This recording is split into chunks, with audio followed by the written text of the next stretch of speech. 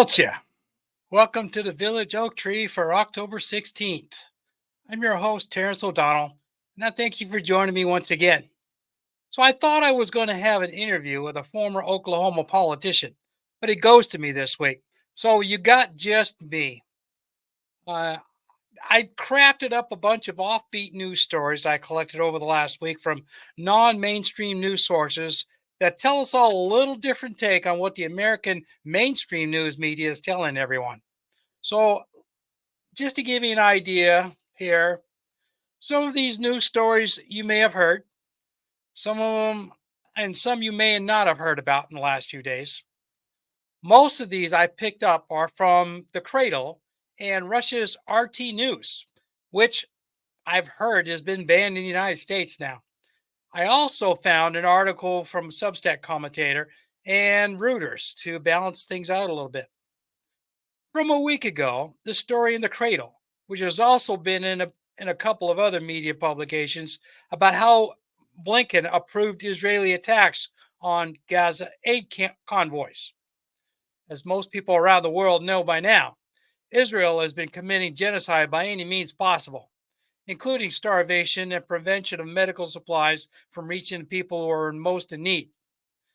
They have deliberately targeted and destroyed nearly all the hospitals in Gaza, killed and arrested most of the medical staff there, especially any Palestinians, and largely kicked out any foreign doctors and nurses, or at least discouraged them from staying. Food trucks were stopped at the borders and cargoes destroyed by fanatical Israelis and so on. Now, as I'm talking about this, northern Gaza is under siege again, and the Palestinians and medical people are told to go to South Gaza or be starved and killed, which right now they're being starved and killed because they got nowhere else to go. Northern Gaza has now become a free fire zone, and the IDF is shooting and bombing anything that so much as twitches. I'm telling you all this as a backdrop to the story of how U.S.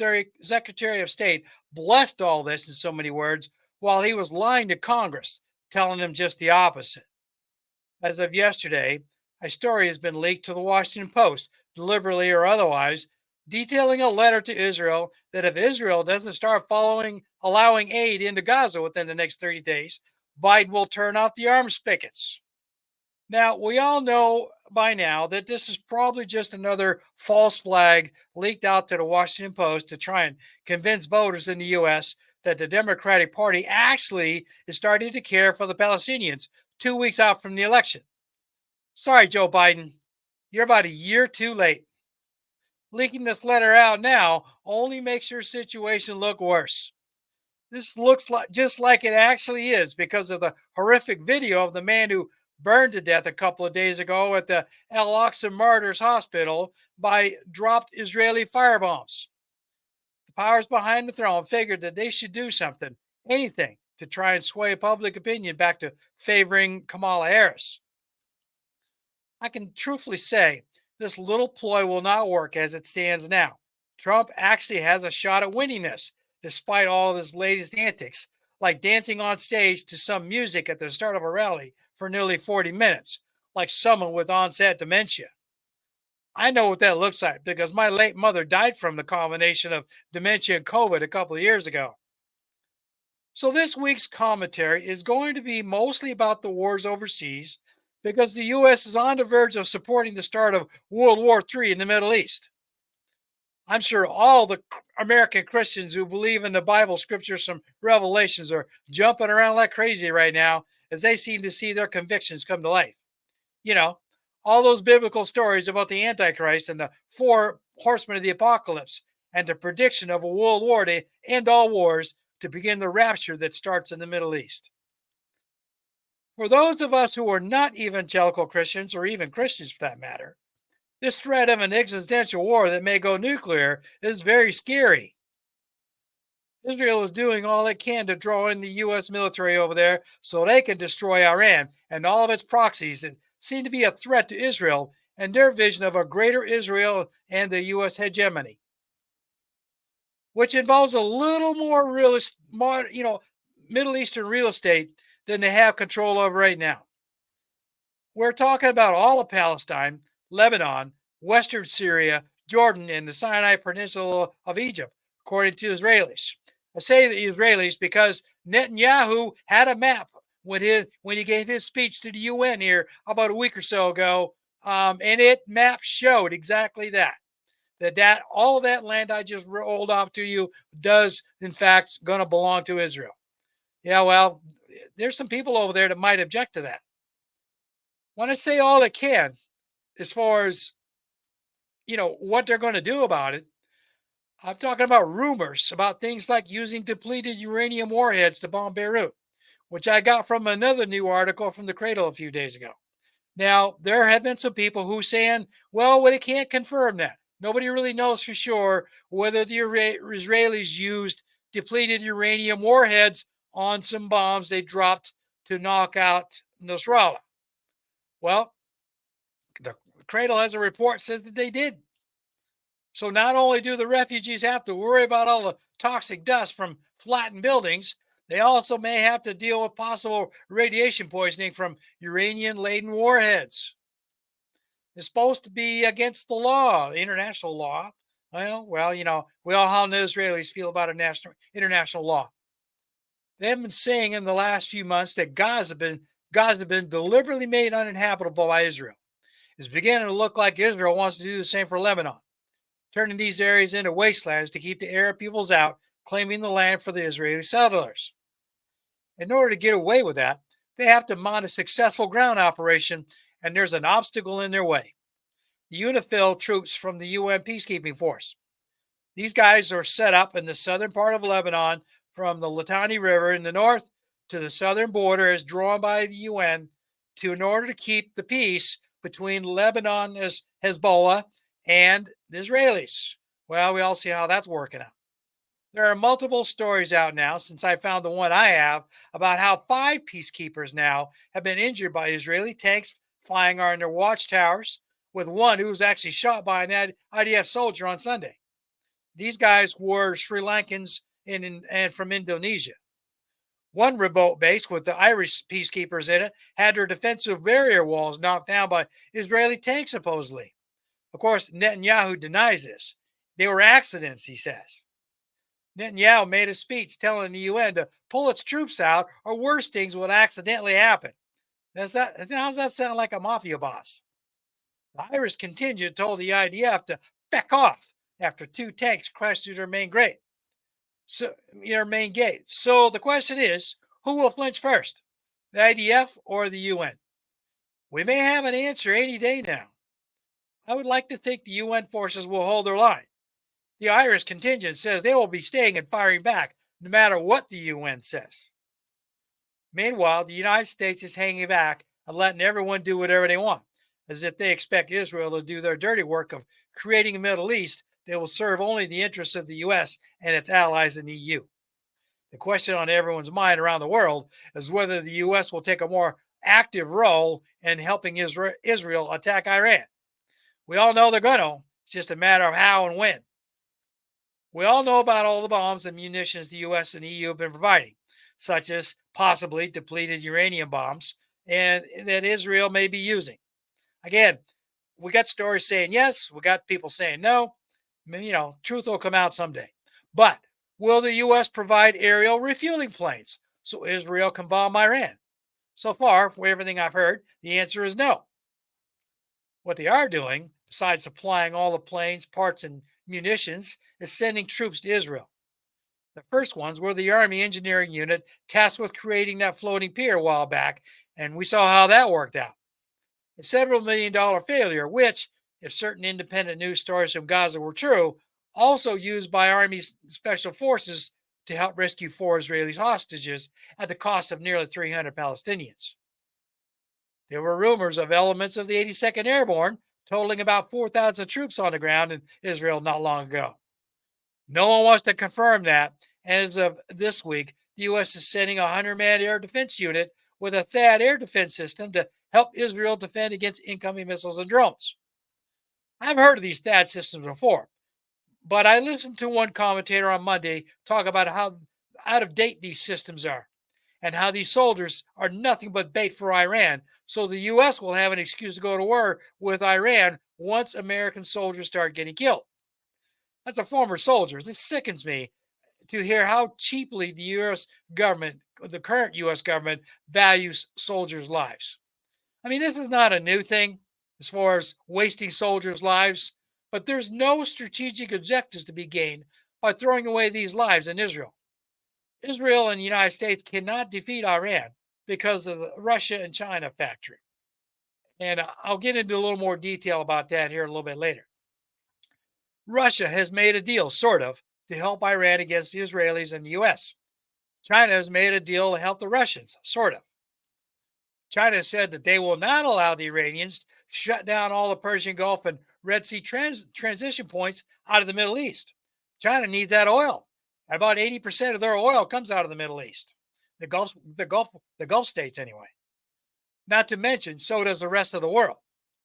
If the Iranians shut off the Strait of Hormuz and the Houthis shut off the Straits of Bab el Mandeb, it's game over for much of the world as shipping would come to a near standstill. And that's the most likely reason the U.S. is telling Israel they will not supply air refueling tankers for a strike on Iran, and that Israel can only send missiles to take out military targets. So the world waits to see what happens next, while Israel continues to flatten Lebanon and ethnically cleanse Gaza. In Eastern Europe, there was a report from RT that back in 2022, when the Nord Stream pipeline was sabotaged in the Baltic Sea, there was a U.S. Navy warship really close by with its navigational transponders turned off. It was according to the picture I saw, it was a large amphibious ship that holds large transport boats in its well deck in the rear, large enough to hold an LCAC, which is basically a floating small boat, an airship, and a couple of LCMs, and these are troop and small vehicle transports, or we used to call them Mike boats when I was in the military, or just some small rib boats, rigid inflatable boats for special operations divers. These guys that they commonly call SEAL teams. If the U.S. wanted to divide and conquer, what better way to split the EU from Russia than to shut off their cheap Russian oil and gas? Kind of worked, didn't it? Look at what Germany's going through right now. They're deindustrializing on a massive scale because they can't afford the oil to keep the factories open. France and Italy and the rest of them are also having issues. Some of them are starting to make workarounds. So now Europe, Western Europe for the most part, is nearly solely dependent on the U.S. to ship liquefied natural gas by ship from the U.S. to Europe, and for crude oil to come by way of India, by way of Russia, at a much higher price. They want to know why German manufacturing is cratering. All the while, the American fossil fuel industry is laughing all the way to the bank. In the East, RT reports that the Russian military has taken out a Patriot missile battery in Ukraine. Those are very expensive and not 100% reliable, and now it seems like the Russians are taking them out. The U.S. is paying a heavy price to defeat the Russians, and that price tag is getting higher and higher all the time. And for what? There are more and more reports coming out that the government in Ukraine is so corrupt that all that cash the U.S. has loaned / given to Ukraine is just fattening a bunch of bank accounts overseas. Zelensky being at the top of that list. Shades of the military contractor scandals from the Iraq War kind of comes to mind. And there's another story I was reading this afternoon. This journalist saying that Ukraine is actually winning the war against Russia. They're winning the war of attrition by standing their ground for so long and all this kind of stuff, despite all the other stories that I've been listening to and reading about over the last 3 years, how Russia is being really, really patient and just kind of slowly slogging forward, trying not to burn too many of their troops, and so on and so forth. So, you got to wonder what's the truth. You don't really know for sure. And my guess is that, like most of the people I listen to now, the Ukraine is going to fold here very, very soon, likely after the election here in a couple of weeks. All of this is dividing members of NATO. Hungary and Serbia have turned towards Russia lately, with Hungary coming right out and saying no to Ukraine membership in NATO. Western Europe wants this, as they see Russia as a threat, despite Russia stating otherwise. They view Ukraine as the linchpin to their security, especially Germany. The U.S. has convinced European NATO members that Russia is coming for them, and now they're in a panic, which is one of the reasons why Finland and Sweden decided to join up. And of course, the West let them really quickly compared to other countries. And that's a whole other issue as well. So just 2 years ago, everyone in Europe was all buddy buddy with Russia due to the cheap oil and gas imports. Not real buddy buddy, but they were on friendly terms, trading back and forth, and importing cheap oil and gas. Now they're running scared of Russia, courtesy of the certain U.S. envoys talking up this fear for the benefit of the U.S. Remember what I said earlier about the new dependency on U.S. gas imports? What if that was by design? What if the panic drill about Russia is a ploy to get the EU to buy more weapons from the U.S. defense contractors? What if, as U.S. Senator Lindsey Graham once said on a news talk show, the U.S. wants exclusive access to all of Ukraine's vast mineral wealth? Apparently, it's about the lithium in Ukraine that him and his cronies want.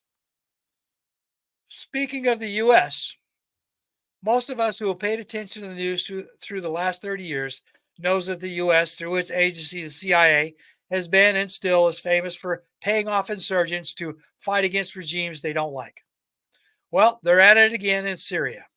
The U.S. is funding Islamic insurgents once again to attack the Russians in Syria to keep trying to instigate a regime change in order to get rid of Bashar al-Assad. They tried a few years ago, but the Russians helped thwart that.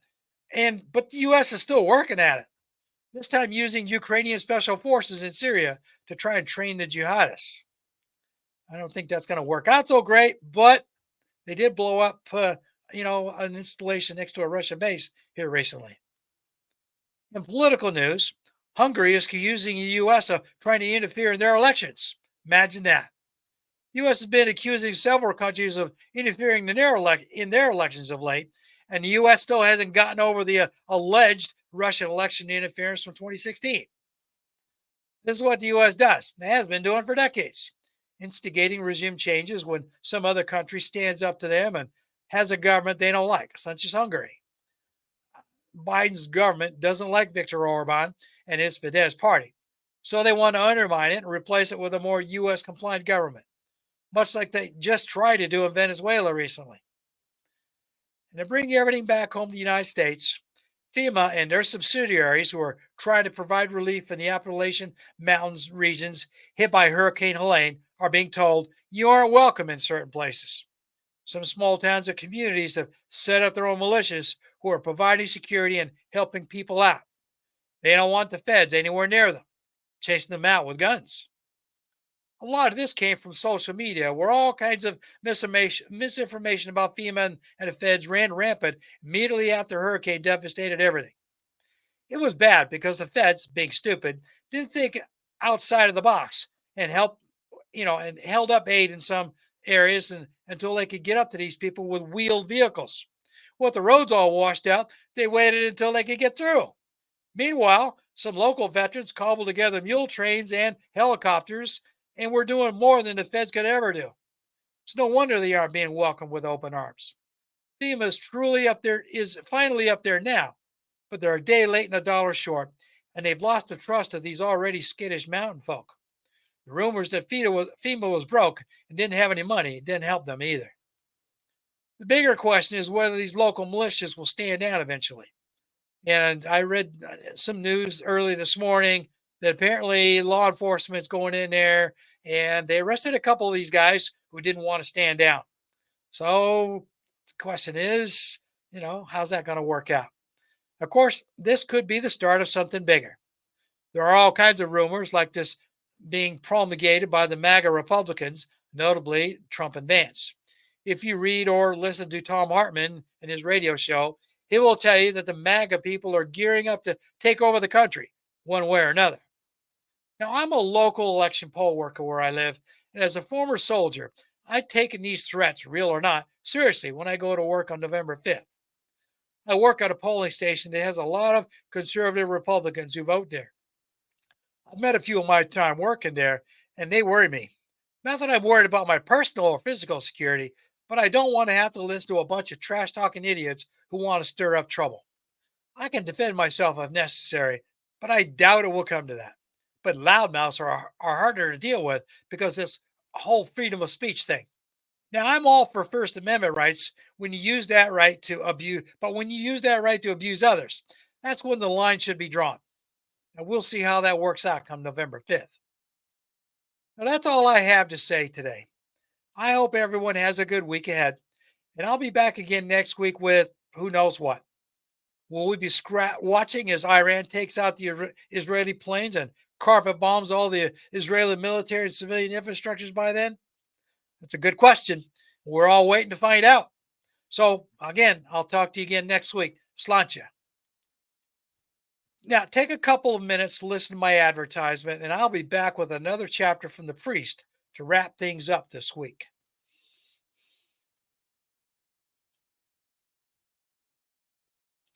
I want to take this minute to explain how you can support this podcast and tell you about my book.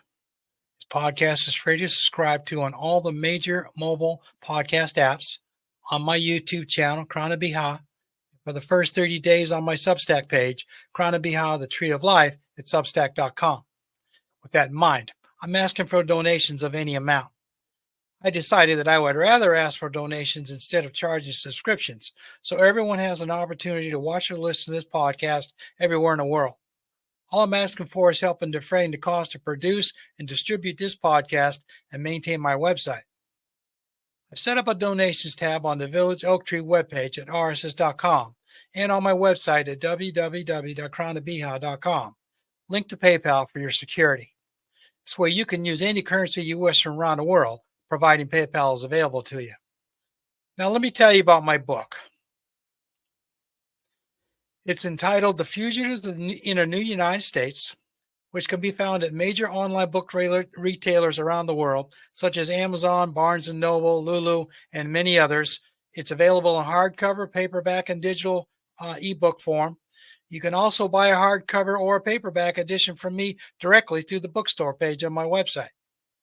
This is a fictional story about what the United States might look like by 2031 under an authoritarian religious government. It's full of drama, action, and romance, but I wrote it for young adults and older, so it's safe. Look for Fugitives in the New United States at your favorite online book retailer, and I hope you enjoy it. I appreciate your time and support, no matter how you choose to do so. And I thank you very much for taking the time out for me. So now I'm back, and now I'm going to read a story here. This is chapter 13 of The Priest, formerly known as Bob, by Michael Campy. The Kid and Life in the Maybe Real. The priest guy told me we have to leave here before it gets too hot. I'm not sure what too hot is. It's hot, but what makes it too hot? Do we get cooked if it's too hot? For as much of my life as I can remember, it's been hot. Not all the time, but most of the time. But nobody ever said anything about too hot. I like this place. No one hurts me, and there are things to eat and water to drink. It might not be this way anywhere else. People have told me things before, and then when I did what they told me, it would either hurt or make me cry. And I don't know if this priest guy is telling me something that will hurt or make me cry. He hasn't done that yet, but he might be trying to fool me. I don't think grown people tell kids things that are right. They just tell us things that are right for them. I don't think they really like kids except when we do stuff for them. And even then, they don't like us very much. A long time ago, when I was little, there was a place and people that I think I liked and that liked me. I can't remember if that time was just something that I made up while I was sleeping or if it was real. The maybe real place was never too hot and it was never too cold. It was always just the way it was supposed to be. It was by a big water that went further than I could see, and the people who took care of the place never hurt anybody. Sometimes they would take me to the water and splash me around in it and dig holes in the dirt, and I think they would laugh. I have only heard people laugh when they were doing bad things to me, but the laughs I heard in the maybe real were different. They were softer and they made me feel good. Sometimes I thought about whether the maybe real was something I made up, And then I would think that if I didn't make it up, how long it would take for someone to do enough bad things to me to make me think I made it up. It's been a long time since I thought about it. It comes back now that I'm with the priest, but only sometimes. Seems like it's in me somewhere and it wants to get out. But there is so much bad stuff piled on top of that, it can't escape. It's quiet here. I'm alone because the priest guy has gone out when he thought I was sleeping.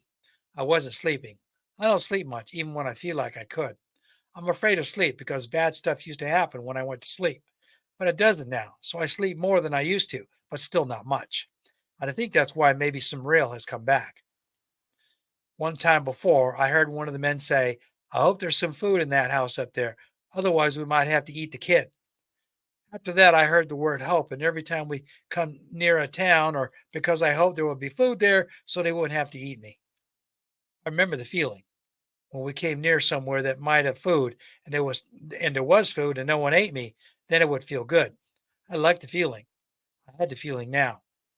I hope that maybe I hope that the maybe real was real. In places like this where there were not many noises, you could hear things that are far away. I heard the man's footsteps long before he got to the entrance to the cave. I was always scared when I heard him come because I never knew until he was actually there if it was him or not. Could be someone else. I've seen how easy it is to kill people, and he could have been killed and someone else would come, but how would they know to come here unless then maybe they followed him, and if they follow him, then they know about me, and if they knew about me, then it would be bad because there aren't many people that aren't bad.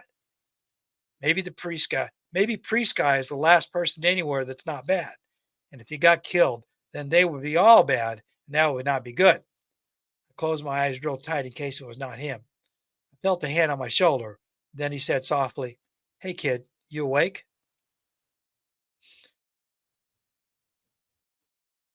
So that's all I have for you. Um, Now I want to say goodbye. And again, I'll talk to you guys all again next week. Sláinte.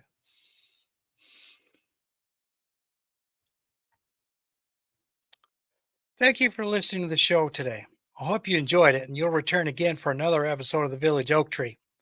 Please like, subscribe, and reply on the YouTube videos or the audio podcast where that's available. This helps with spreading the word about what I'm trying to do, like so many others, which is to shout about all the bad things our governments are doing to us all over the world. If enough of us decide that we don't want to take it anymore, we can force the governments to do right by us as we elected them to do. As I say goodbye this week, I wish to leave you with this Irish blessing as you go about your day. May your hand always be stretched out in friendship and never in want. Slán go